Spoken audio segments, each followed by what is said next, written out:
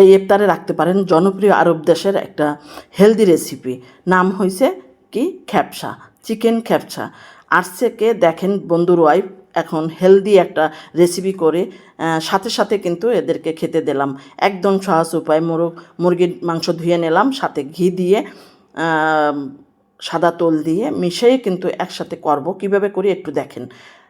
এখানে 1 কাপ পরিমাণ পেঁয়াজ কুচি দিয়ে দিলাম, দিয়ে ভালো করে নেড়ে চেড়ে মিশিয়ে নিতে আছি। রসুন কুচি দিয়ে দিলাম 2 চামচের মতন, দিয়ে মিশিয়ে নিতে আছি। গাজর কুচি দিলাম 1 মুঠোর মতন, দিয়ে আবারও মিশিয়ে নিলাম। এখন শুকনা লেবু দিয়ে দিলাম 2টা, অবশ্যই এটা দিতে হবে। সাথে একটু আদা কুচি, এই আদাটা মুখে পড়লে খুব ভালো লাগবে। আদা রসুনের পেস্ট কিন্তু 1 চামচের মতন দিয়ে দিলাম, দিয়ে জিরার পাউডার, ধনিয়ার পাউডার 1/2 চামচ করে, আর মশলা, গরম মশলা গ্রেট করে দিলাম সব ধরনের, লাল মরিচের পাউডার, স্বাদ মতন লবণ। এই মশলা দিয়ে আমি ভালো করে নেড়ে চেড়ে মিশিয়ে নিতেছি। আর দেখেন পেঁয়াজগুলা কিন্তু চারপাশের ব্রেস্তা হইতে আছে, খুব সুন্দর একটা ফ্লেভার আসছে। একটু মশলাটা পুড়ে না যায় যেন, এই জন্য একটু পানি দিয়ে আবারও মিশিয়ে নিতে আসি। এইভাবে পর্যায়ক্রমে মশলাগুলো অ্যাড করবেন আর মিশিয়ে নেবেন। একটু পেস্টটা মজাবার জন্য আবার ঢাকনা দিয়ে 2 সেকেন্ড রাখলাম। সাথে দিয়ে দিলাম কিউব করে কেটে কাটা টমেটো, আবারও মিশিয়ে নিলাম। সাথে টমেটোর পিউরি দিয়ে দিলাম 1/2 কাপের মতন, দিয়ে ভালো করে মিশিয়ে দিলাম। এই ইনগ্রিডিয়েন্টসগুলো অবশ্যই দেবেন, এটা ক্যাপসার রেসিপিতে অবশ্যই দেওয়া হয়। এখন ভালো করে কষাবার পরে আমি চিকেনগুলো ব্যবহার করতেছি। এখানে বিমানে কিন্তু ডিস্টার্ব করতেছে, দেখতেছেন উল্টায় পাল্টায় চিকেনটা এখানে কষাই নেব একটু। আমরা বাঙালি, একটু ঝাল না হলে ভালো লাগে না, বা একটু কষানো না হলে ভালো লাগে না। এটা দিয়ে দিলাম চিকেন কিউব। আপনারা চিকেন পাউডারটাও ব্যবহার করতে পারেন, না থাকলেও কোনো অসুবিধা নেই। আমি একটা চিকেন কিউব দিয়ে দিলাম,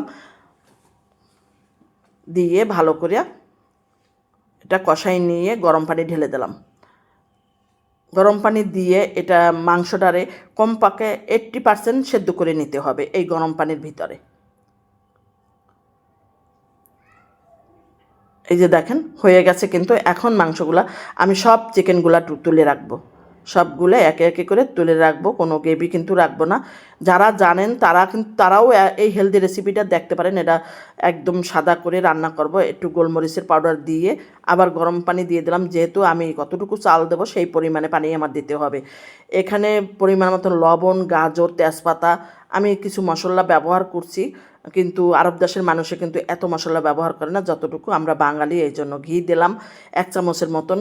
পানিটা ঝোলটা ফুটে ওঠার পরে কিন্তু আমি এখানে বাসমতি চাল ব্যবহার করছি। আপনারা চিনি গুঁড়া চাল দিয়েও করতে পারেন, কিন্তু খ্যাপসাটা কিন্তু সাধারণত বাসমতি চাল দিয়ে হয়। সাথে 1 চামচ চিনি দিয়ে দিলাম, ব্যালেন্সটা নেওয়ার জন্য। সুন্দর একটা মিষ্টি মিষ্টি ভাব আসবে, যেহেতু আমরা টমেটো ব্যবহার করছি যেন টক না লাগে সেজন্য। দেখেন কত বড় লম্বা লম্বা একটা ভাত হয়ে গেছে আমাদের, কিন্তু পানিটা প্রায় শুষে আসছে। এখন ঢাকনা দিয়ে আবার রাখবো। সাথে একটু স্লাইস লেবু দিয়ে দিলাম, লেবুর খোসা দিয়ে দিলাম, সুন্দর একটা ফ্লেভারের জন্য অবশ্যই দেবেন। ঢাকনা দিয়ে 2-3 সেকেন্ড পর চলে আসব আবার দ্বিতীয় রান্নাটায়।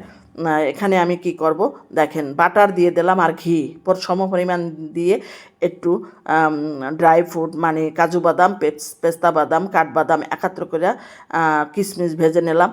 আর আমাদের চিকেনের ভিতরে আমি লবণ, শুকনো মরিচের পাউডার আর গোলমরিচের পাউডার দিয়ে ভালো করে মাখাই দিলাম, যেহেতু চিকেনটা কিন্তু একদম খেতে পারে না, চিকেন ভালো লাগে না। আর আপনারা যদি আমার মতন করে এভাবে আবার একটু ম্যারিনেট করে নিয়ে তারপরে বাটারের ভিতরে ভাজে নেন, তাহলে কিন্তু এর টেস্ট কিন্তু অন্যরকম আসবে, ঝাল লাগবে, খুবই মজা লাগবে খেতে। আর বাটারের উপরে ভাজলে এমনিতেও মজা লাগে। কিন্তু গোলমরিচের পাউডার আর লাল মরিচের পাউডার আর লবণ অবশ্যই দিয়ে এভাবে ভেজে নেবেন, তাহলেই খেতে কিন্তু সেই রকমের একটা টেস্ট হবে। সৌদি আরব যায় কিন্তু কেউ কিন্তু এই খ্যাপসা বাংলাদেশের মানুষ কিন্তু খেতে পারে না, কেন রাইসটা মজা লাগে কিন্তু চিকেনটা মজা লাগে না। এই রেসিপি দেখে যদি বানান তাহলে বাংলাদেশের যারা আছি আমরা কিন্তু আমরা সবাই খেতে পারবো। আমি এই প্রথমবার বানাই কিন্তু খেতে পারি না, দ্বিতীয়বার বানাইও খেতে পারি না, তৃতীয়বার বানাবার পরে কিন্তু খেতে পারছি। তারপরও আমি কিন্তু এখানে পাউডার দুধ ব্যবহার করছি। এটা কিন্তু খ্যাপসার ভিতরে দেওয়া হয় না, স্বাদ বাড়াবার জন্য। আমরা কিভাবে খেতে পারি আমরা বাংলাদেশের মানুষ সেই জন্য। জন্য। আপনারা মাও ব্যবহার করতে পারেন, দই ব্যবহার করতে পারেন, কাঁচামরিচ দিয়ে কিন্তু আমি এটা দমে রাখছিলাম 5 মিনিটের মতন। তারপরে আমি চিকেনটা দিয়ে সার্ভ করে দিলাম। চিকেনের ভিতরে যে বাটারটা ছিল সেটাও কিন্তু একই সাথে ঢেলে দিছি। তাহলে বোঝেন রান্নাটা কীরকম লাগবে খেতে, যেমন দেখতে লোভনীয় তেমন কিন্তু খেতে। যদি ফেসবুক থেকে দেখেন অবশ্যই ফেসবুক পেজটা ফলো করে রাখবেন নতুন আপডেট ভিডিও দেখার জন্য। আর যদি ইউটিউব চ্যানেল থেকে দেখবেন পারুল আলমের কিচেন, ইউটিউব চ্যানেলটা সাবস্ক্রাইব এবং ফলো করে রাখবেন। নতুন ভিডিও আপডেট হওয়ার সাথে সাথে আপনাদের কাছে পৌঁছে যাবে। ধন্যবাদ সকল বন্ধুদেরকে।